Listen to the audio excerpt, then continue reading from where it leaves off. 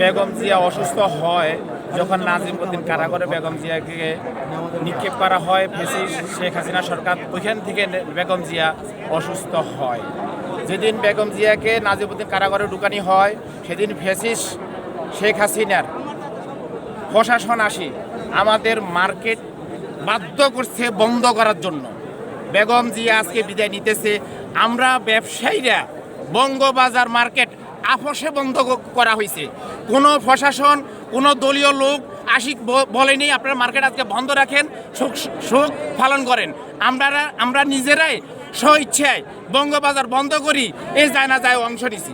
আপনারা আমরা আরেকটা কথা জানাই, বেগম জিয়াই 18 কোটি মানুষের ভোটে নির্বাচিত হয়ে 3বার এই সংসদ ভবনে আসছে। দেখেন এখন সংসদ ভবনের পাশে বিদায়ের সময় সংসদ ভবনে আবার আসছে। মানুষের উপস্থিতি বলি দেয় বেগম জিয়া এই দেশের 18 কোটি মানুষের কত জনপ্রিয় ছিল। এটা এই যে মানুষ যে আসছে কাউকে কোনো দাওয়াত দিয়ে আনা হয়নি, কাউকে কোনো টাকার বিনিময়ে আনা হয়নি। আমি আমার স্বইচ্ছায় এখানে আসছি এই সংসদ ভবনের দক্ষিণ প্লাজা বেগম জিয়াকে শেষ বিদায় দেওয়ার জন্য। এবং আমি ফ্যাসিস্ট শেখ হাসিনার কিছু কীর্তক্লাপ আমি নিজে স্বয়ং নিজে দেখেছি, কারণ আমি রাজপথে সৈনিক ছিলাম জুলাই আন্দোলনের। কিভাবে মানুষকে শেখ হাসিনার ফ্যাসিস্ট সরকারের পুলিশ বাহিনী, বিডিআর বাহিনী এবং রেহাব বাহিনী নির্যাতন করেছে, সেই জুলাই আন্দোলন আমি একজন আন্দোলনকারী ছিলাম।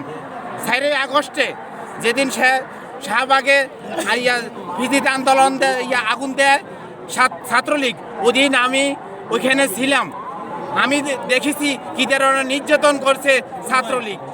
আর আজকে এই জায়নাজার মাধ্যমে লক্ষ লক্ষ মানুষ আমি জানি না, আমি ফার্মগেট থেকে হাইটে অনেক দূর থেকে আসছি, আমি এই ধরনের মানুষ দেখতেছি।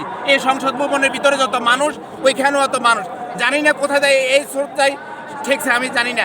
এই জায়নাজায় অংশ মানুষের সযত্ন যেভাবে শুরু হয়েছে, বেগম জিয়া কত জনপ্রিয় ছিল এটাই প্রমাণ করে। এই বলে আমি আমার বক্তব্য শেষ করলাম। খোদা হাফেজ, বাংলাদেশ জিন্দাবাদ, জিয়াউর রহমান অমর হোক। আপনার নাম? আমার নাম শাহজাহান সাজু, আমার বাড়ি নোয়াখালী বেগমগঞ্জ। আমি ব্যবসা করি বঙ্গবাজার এনএসকো টাওয়ারে।